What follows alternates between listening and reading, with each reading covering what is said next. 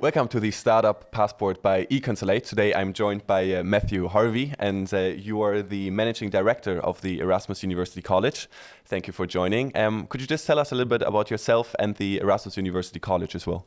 Of course. So we're in the centre of Rotterdam, and although we're part of Erasmus University as a whole, we're a very small and distinct, separate part. We really try and embed ourselves in the city centre.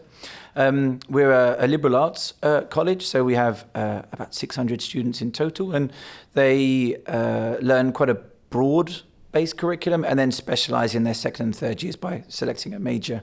And we have lots of students who are both entrepreneurial and socially engaged.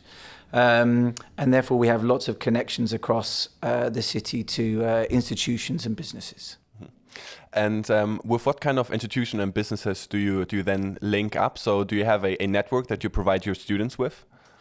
Actually, it's very difficult to have a network that covers the whole breadth. So I think we have something like 30 different majors, the areas of study in which students can specialize. And so if you're studying economics on the main campus, for example, there's a relatively small network of economy and economics-based institutions that you may want to work with. But we have people studying pre-med, psychology, so many different things that it's very difficult to kind of broach the whole broad network of where people may end up working. So what we try and do is get them to connect with alumni from different parts, different faculties, to try and use the networks that those faculties already have that we can kind of hop on the back of. Are you also trying to encourage your students? Obviously, these are young people, aspiring people. Are you also trying to push them in any way to be entrepreneurial themselves?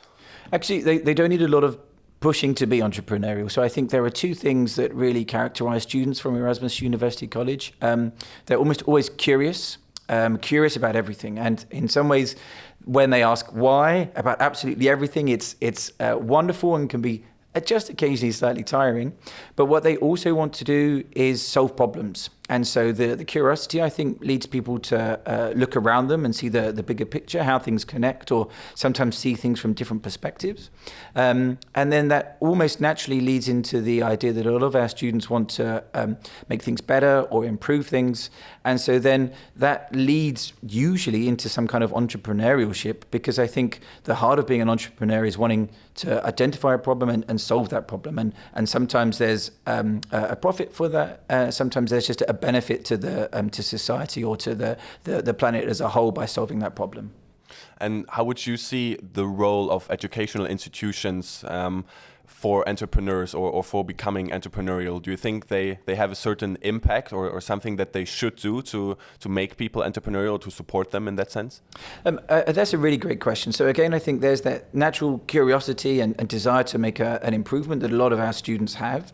But then that's very rarely been applied when they're 18, 19 or 20 years old, for example. So what we want to do is give them the skills to better understand that curiosity, to refine and hone those questions that they're asking about the world.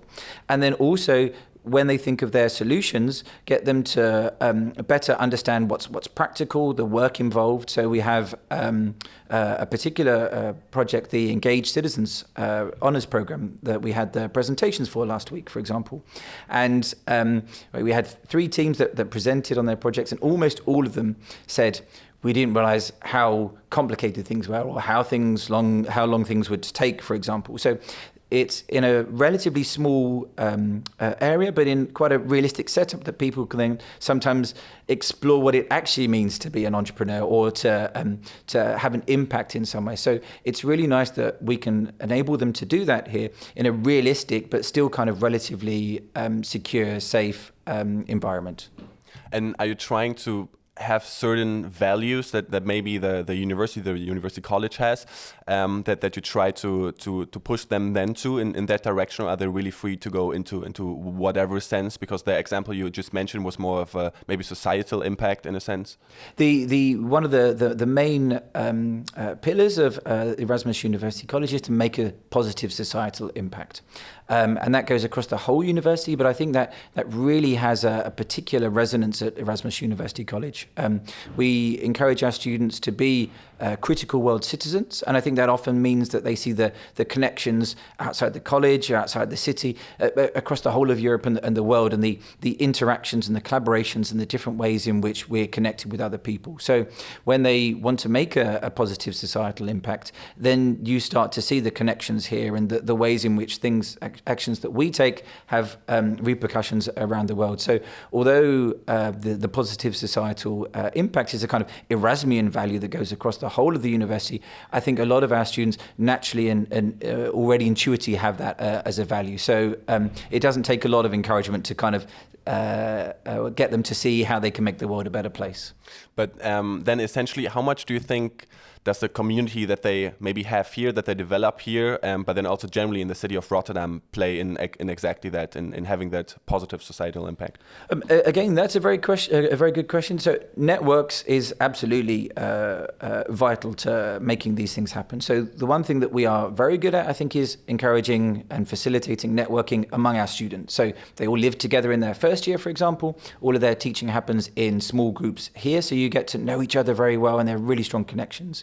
One of the things that the startup competition does very well is expand that network, for example. So you can know each other very well and know the area that you want to work in. But I think a lot of the feedback we get is that first connection, trying to meet someone with experience in an area or who works for a particular company or area of industry, for example, is very, very difficult. So trying to make those networks happen is the hardest thing that we can do. Again, particularly because we're trying to help our students do that across a really broad area. So a lot of the networks that we make and we encourage our students to kind of follow up or take advantage of come from competitions or ways that we get together, like the NL Startup.